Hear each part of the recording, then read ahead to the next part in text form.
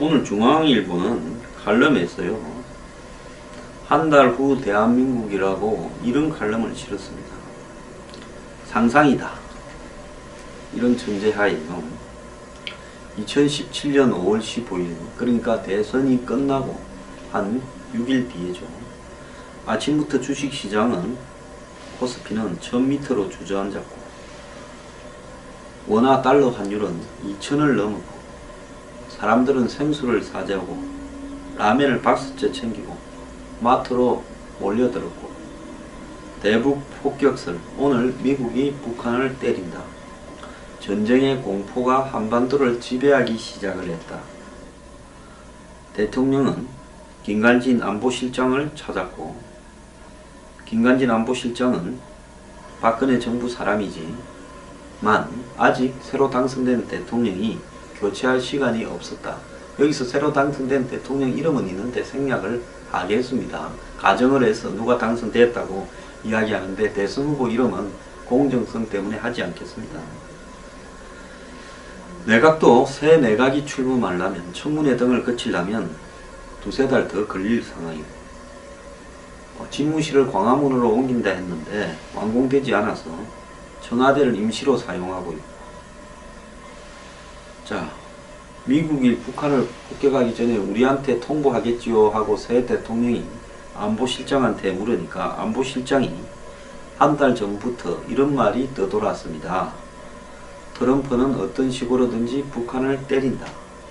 A가 되면 통보 없이 때리고, B가 되면 통보하고 때리고, C가 되면 상의하고 때린다 라고요. 자, 새 대통령이 빙둘러 이야기하는 이 말을 못 알아들었을 리는 없고, 한 달 전에 시리아를 폭격할 때 미국이 한국에는 알려줬는데, 그때 당시에 김관진은 맥마스터 백악관 NSC 보좌관과 20분간 통화를 했다고 합니다. 근데 정작 북한을 때리는데 한국하고 이야기를 안 할 수도 있다라는 이야기입니다. 자, 다 나 때문이라는 말이지, 좌파 성향 대통령이라서 간신히 38%로 이 표들이 분열되어서 이 과반수에 훨씬 미달하고도 대통령이 됐는데,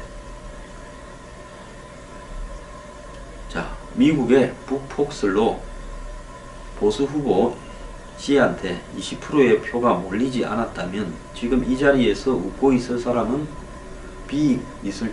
B일지도 모른다. 트럼프가 그에게는 1등 공신인 셈이다. 하지만 취임 일주일이 다 되도록 트럼프한테 축하 전문도 받지 못했고 전화도 받지 못했다. 애초 며칠 전 취임사에 남북대화, 북한 방문, 개성공단 재개 이런 문구를 집어넣은 것이 화근이었고, 이것이 트럼프를 자극했을 수 있다. 나는 빼고 싶었는데 참모들이 우기는 바람에 휴, 나는 왜 그들의 말을 거절하지 못했을까? 혼자만을 되뇌이는 A는 쓴 웃음을 웃었다. 그렇다고 정말 북폭을 가능성은 0.0001%도 안 되지만 완전히 무시할 수는 없었다. A는 적각 국가안보회의를 소집했다. 북폭이 이루어지면 즉시 북한의 장사정포가 남한을 향해서 불을 뿜을 것이다. 어떻게 해야 하나? 김관진은 단호했다. 적각 대응 사격, 지휘부까지 처절하게 응징해야 됩니다. 그게 연평도 사태 이후 군의 지침입니다. A는 그럴 수는 없다. 대응 사격은 자제해야 된다라고 지시했다. 김관진은 즉시 사표를 던졌다. 군은 만에 하나를 준비하는 집단, 그 만에 하나의 순간에 침묵을 하라고 하면 존재의의가 없다. 자, 한민국 국방장관과 군수뇌부도 동조를 했다. 나라는 절체절명으로 빠져들고 있는데 A의 청와대는 어쩔 줄을 모르고 그저 분노를 터뜨릴 뿐이다. 자, 상상일 뿐이겠지만은 이런 스토리들이 그러니까 A가 가장 유력한 대선 후보라서 이런 걸 한번 써봤다. 4월 전쟁 위기설이 돌 만큼 한반도 상황이 위급하고 A도 위급함을 안다. 요즘 들어 평소 소신을 굽히고 한 발짝 우클릭을 했다.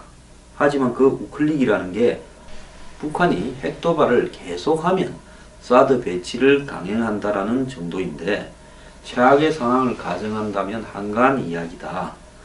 B라고 다르지 않다.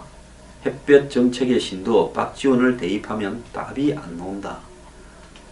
하필 절체절명의 한반도에 A와 B 안보 신뢰 자산이 가장 부족한 두 사람이 자기 대통령이 될 판이다. 남은 한 달 어떤 해법을 이들이 내놓느냐에 따라 나라 운명이 갈릴 것이다. 두루뭉실한 말 뒤에 숨어서는 안 될 거다. 아예 두 사람이 끝장 토론을 벌여보라. 그래서 안보 이슈를 국가적 담론으로 끌어올려보라. 그걸 보고 국민들이 선택하도록 해야 한다. 자, 이런 글들이 칼럼으로 실렸습니다. 웃지 못할 이야기고요. 또 조선일보 사설에는 조기 대선 무방비 상태에서 맞은 한반도 정세 중대 고비라고 했습니다. 자, 트럼프가요, 지금 6일, 7일 플로리다에서 시진핑과 이틀간을 만나고 정상회담 때 2시간을 독대를 해서 북핵 문제를 논의했다는 사람들이 5일 만에 또 전화 통화를 상당히 오래 했다 이야기가 있습니다.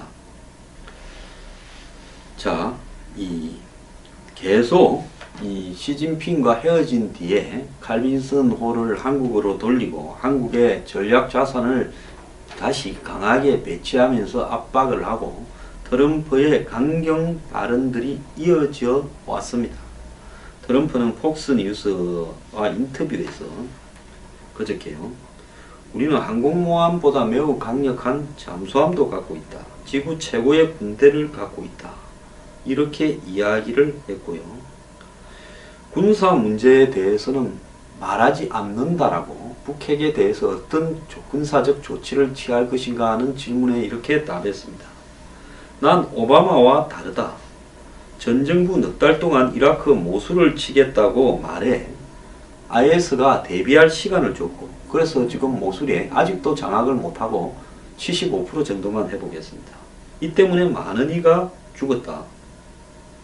자, 그래서 트럼프가 하는 이야기는 진짜 전쟁을 할 사람이라면 내가 어떻게 하겠다라고 말하지 않고 그냥 갑자기 결정을 해버리면 되는 거다라고 이야기를 한 겁니다. 즉 군사 행동을 할 수도 있겠다라고 생각해놓고 하게 만들고, 그러면서 북한이나 중국이 트럼프로 하여금 어떠한 행동을 하게끔 예측할 수 없게 만들어서 유리한 상황을 끌고 가겠다라고 지금 트럼프는 이야기하고 있습니다. 그는 자신의 트위터에서도 북한이 말썽을 피우려고 하는데 중국이 돕지 않는다면 우리는 중국 없이 이 문제를 해결할 거다. 이 말은 정말 무서운 협박입니다. 우리가 지금까지 너네들이 북한을 뒤로 도와주면서 우리를 협박하게 하고 우리는 너네들 보고 이 북한을 해결하라고 수도 없이 이야기를 해왔는데 너네들은 그걸 뒤에서 웃고 즐기면서 사태를 이렇게 해왔기 때문에 이제 너네들한테 신뢰가 없기 때문에 북한은 내가 알아서 할 건데 언제 어떻게 처리를 할지는 너네들도 알려고 하지 마라. 이 말이 이제 중국이 안달을 하는 이야기지요. 자, 이 부분과 관련해서 한국을 방문한 어제요, 이 우다웨이라고 육자회담 중국 대표가요, 이 진짜 뻣뻣한 인간입니다. 중국으로 보면 거의 뭐 국장급보다 그 수준 정도밖에 안 될 건데, 이 뻣뻣했던, 한마디로 목에 힘주고 다니던 우다웨이가 한국의 정관계 인사들을 부지런하게 만나며 한미 군사 협의는 있었냐 물으면서 한국이 미국의 군사적 행동을 말려야 된다. 이렇게 지금 하고 다닌다는 겁니다. 이 말이 뭔 말이겠습니까? 과거에는 그렇게 뻣뻣하던 놈이 이제는 뭔가 아쉬워서 자꾸 한국의 지금 정당 대표 관료들을 만나서 군사행동에 대해서 미국이 한국에 뭐 전달한 게 없냐, 상황이 이 지경인데 북한은 우리나라에 아무런 대꾸도 없다고 하소연까지 하면서 아쉬운 내색을 하더라는 거죠. 최근에 지금 중국이 미국의 북한 폭격 가능성을 진짜 우려하면서 긴장을 하면서 북에 대해서 압박 제재 수위를 높이려고 자꾸 이렇게 말을 갖다가 하고 있는 거, 또 평양에 다시 도발하면 독자 제재 조치를 중국이 나서서 하겠다 하고 경고를 하고, 미국에는 우리가 역할을 하고 있으니 제발 군사 행동을 하지 마라 하고, 자, 요즘 중국 관료를 만나면 사드 반대는 그냥 쓱 한번 지나치듯이 말하고 집중적으로 묻는 것이 미국과 군사 협의가 얼마나 진행됐냐, 혹시 우리 모르게 너네들 미국하고 이야기하는 거 들은 거 없냐, 이 이야기를 한다는 겁니다. 그래서 중국의 최대 감심사는 미국이 정말 북한 문제 때문에 이 북한에 대해서 폭격을 하면서 전쟁도 불사할 건가 하는 부분인데요. 그러면서 중국은 한국의 정관계 인사들을 만나서 당신들이 말려야지, 전쟁 나면 너희들이 제일 피해 아니냐, 이 이야기를 지금 하는 겁니다. 그럼 이 말을 갖다가 되짚어 보면 시진핑이 트럼프하고 플로리다 이 말하라고 독대를 2시간 동안 할 때 어떤 말을 들었는지 알려지지는 않고 기자회견이나 공동 발표문도 없었지만은, 당시 트럼프가 시진핑을 극도로 긴장케 하는 말을 했다라는 것은 분명해 보이고요. 또 트럼프는 시진핑하고 만난 뒤에 황교안 대행한테 전화를 해서 북핵이 꼭 해결돼야 된다라는 강력한 메시지를 전달했다라는 그 말 속에서 시진핑이 왜 똥마려운 강아지처럼 저렇게 회담하고 와서 다시 트럼프하고 전화하자고 해가지고 전화회담을 오래 했는가 하는 이유가 나오는 겁니다. 자, 이번에 어제 있었다던 이 시진핑과 트럼프의 전화통화는 누가 하자고 했겠습니까? 트럼프가 시진핑을 보고 전화통화를 하자고 할 사람입니까? 시진핑이 돌아와서 지금 곰곰이 며칠 지나서 생각해보니 미국이 점점 한반도에 군사력을 배치하면서 압박을 하고 트럼프가 강성 발언을 하고 하니까 저거 또라이인데 진짜 사고 치는 게 아니야 하고 불안해서 잠이 안 오는 거죠. 중국은 미국이 북한을 폭격을 하면요, 중국이 제일 곤혹스러워집니다. 왜? 일단 한국의 쌍방간에 또 확전으로 이렇게 연결될 거고요. 중국은 그 대목에서 가만히 있으면 북한의 대부가 중국인데, 자신의 자식이 얻어맞았는데 부모가 가만히 있으면 그것도 체면이 안 서고 전 세계의 중국의 얼굴에 똥칠을 하는 거죠. 그렇다고 중국이 나서서 북한을 폭격하는 미국에 대항을 하면 미국과 중국 간의 전쟁으로 번지게 될 거니까 그것도 또 자신이 없고요. 지금 미국하고 중국하고 전쟁이 붙게 되면 중국은 미국 상대가 안 됩니다. 요즘 전쟁을 어디 백력으로 합니까? 그게 아니지 않습니까? 시진핑은 축출이 될 겁니다. 중국 내에서요.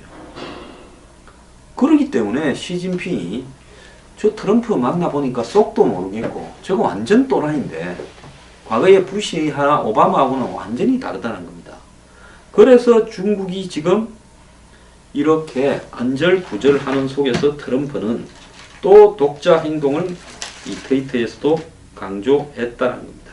백악관 대변인은 독자 행동에 대해서 행동할 때는 단호하고 비례적으로 대응하겠다. 북한이 도발하면 똑같은 강도로 패주겠다.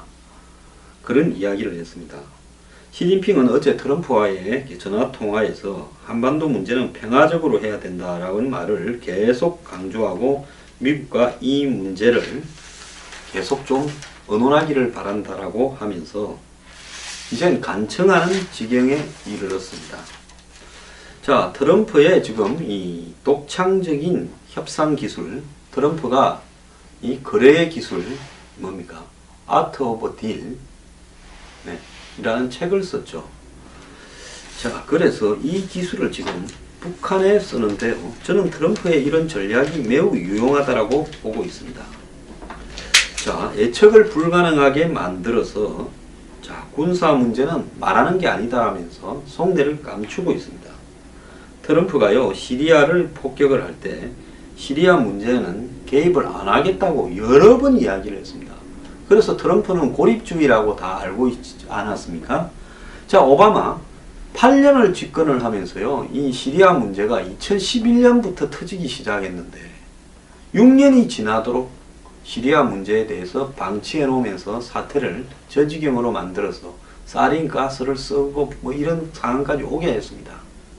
그런데 트럼프는 오바마보다도 훨씬 더 이렇게 고립주의적이다. 즉 대외 개입을 안 하겠다. 그건 중동은 중동의 문제다. 이랬는데 사린가스라고 생화학무기를 쓰니까 이틀 만에 그 한마디로 공항을 아주 초토화시켜 버렸습니다.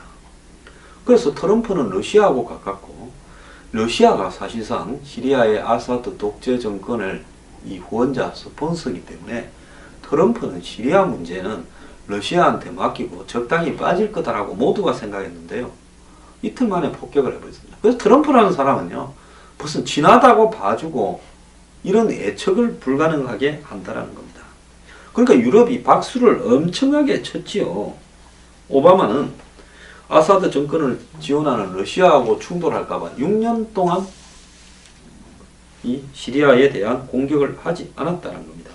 그래서 트럼프는 밖에 나가서 미리 자신의 대응이 무언지를 알리는 사람이 아니고 모든 선택 가능한 방법을 테이블 위에 올려놓고 자기 조끼 안에 감춰놓고 어느 순간에 그걸 갖다가 필요하다 싶으면 꺼내서 바로 행동에 옮기는, 행동할 때는 단호하고 상대가 저질른 만큼의 똥등한 수준으로 대갚아주는 그런 태도를 한다는 겁니다. 자, 트럼프가 이렇다 보니까 트럼프 밑에 있는 사람들은 이 매우 조심스러운 태도로 이야기를 합니다. 국방장관, 국무장관, 나머지 관료들은요, 신중하게 발언해요. 왜? 그렇게 말을 해야 트럼프의 예측 불가능성이 더 커지죠. 밑에 사람이 우리 북한 때린다 하면 트럼프 말이 신빙성이 없지 않습니까?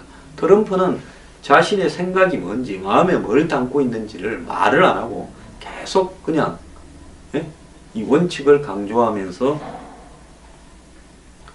우리가 직접 해결하겠다라든지 이런 이야기만 추상적으로 하고 있습니다. 그러니까 지금 중국이 지금까지의 태도와는 달리 그냥 안절부절 못하는 상황을 보이면서 한국에도 지금 중국이 북한의 핵을 불인정하겠다고 우다웨이를 보내서 또 온 사방의 정치 관료들을 만나게 하면서 지금 이 지랄을 하는 겁니다. 자, 지랄이라 이런 용어를 쓰면 불쾌한 분도 있는데요. 그거 좀 감안을 하시기 바랍니다. 중국이 여태까지 한국에 보였던 행동에 대해서 생각해 본다면 제가 이 지랄이라는 말도 부족하다고 생각합니다.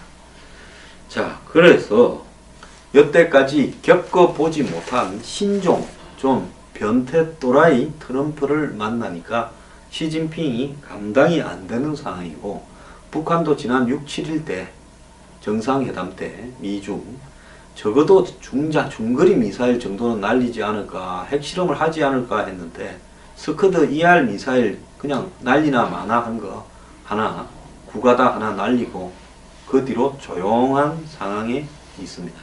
이번에 북한이 한번 핵실험을 더 할 수 있으면 해봐라고 미국이 지금 최후 통첩을 한 격이죠. 자, 여기에 태양절 등 행사가 많기 때문에 김정은이 자기를 후가시를 좀 잡는다고 한번 핵실험을 하거나 ICBM을 발사하는 순간에 어떤 일이 벌어질지는 아무도 모르고, 그러니까 지금 중국이 과거는 물어라 하면서 먹이 주던 중국이 북한을 어이 앉아있어, 엎드려 앉아 누워 이렇게 이야기하고 있는 겁니다. 자, 한치 앞을 알 수 없는 트럼프의 협상 전략이요, 시진핑에게는 공포로 다가오고 있고 김정은도 쫄았습니다. 그러다 보니까 문재인과 안철수도 덩달아 쫄고 있습니다. 쫄지 말고요. 빨리 오른쪽으로 확실히 바뀌었다라는 것을 전 당의 당론으로 채택해서 전부 다 세워놓고 국회의원 공개적으로 발표하십시오. 그러면 저는 닭개비 문을 닫겠습니다.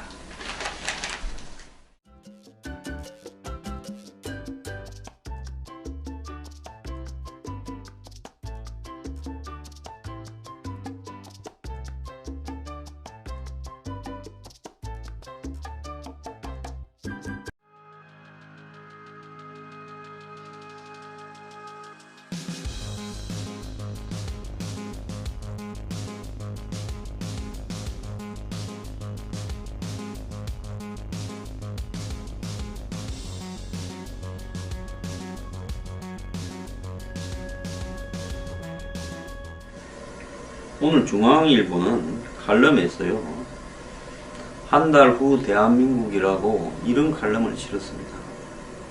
상상이다. 이런 전제하에요. 2017년 5월 15일, 그러니까 대선이 끝나고 한 6일 뒤에죠.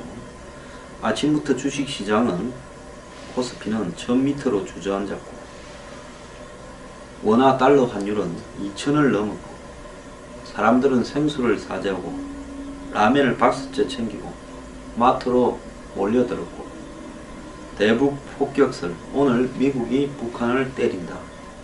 전쟁의 공포가 한반도를 지배하기 시작을 했다.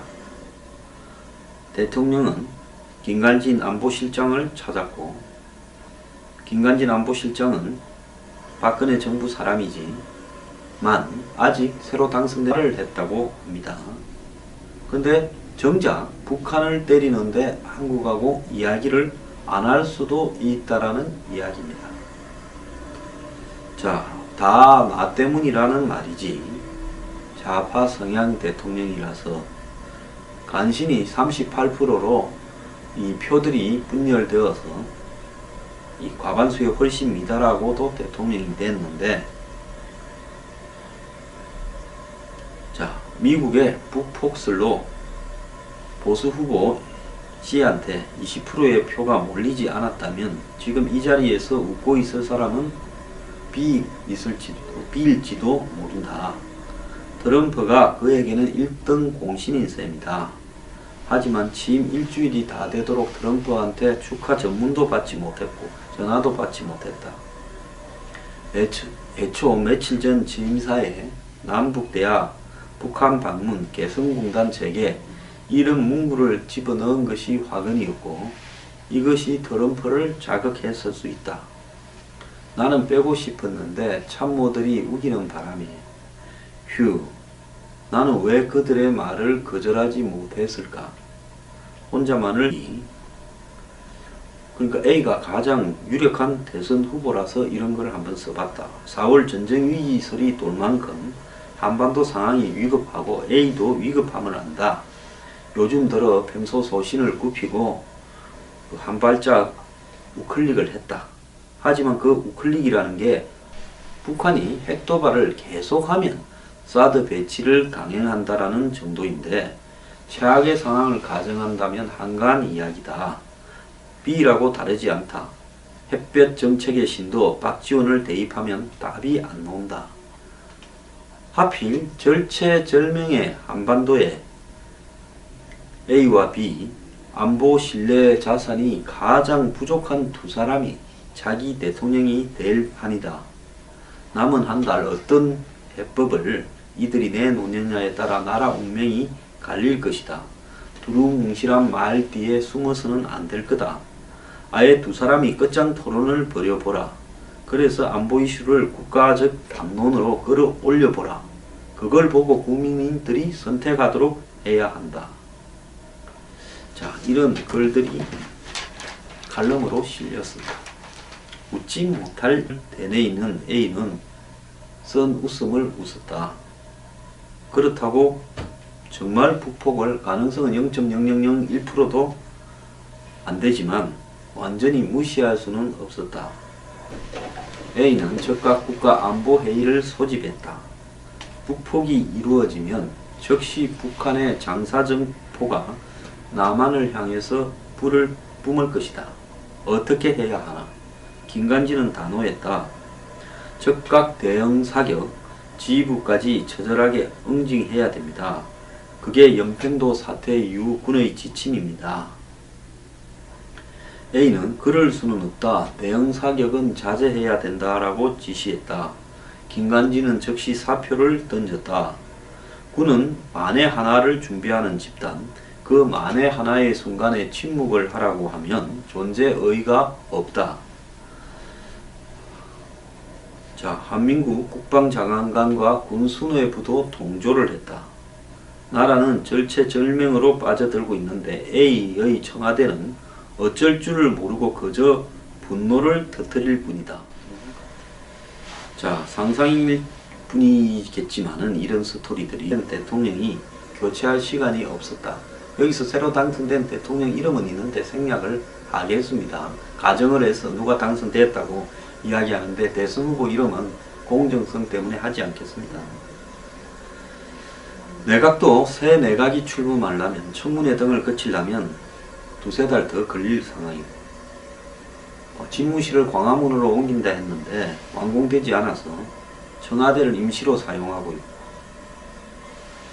자, 미국이 북한을 폭격하기 전에 우리한테 통보하겠지요 하고 새 대통령이 안보실장한테 물으니까 안보실장이 한 달 전부터 이런 말이 떠돌았습니다.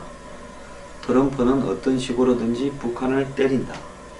A가 되면 통보 없이 때리고, B가 되면 통보하고 때리고, C가 되면 상의하고 때린다 라고요. 자, 새 대통령이 빙둘러 이야기하는 이 말을 못 알아들었을 리는 없고, 한 달 전에 시리아를 폭격할 때 미국이 한국에는 알려줬는데, 그때 당시에 김관진은 맥마스터 백악관 NSC 보좌관과 20분간 통화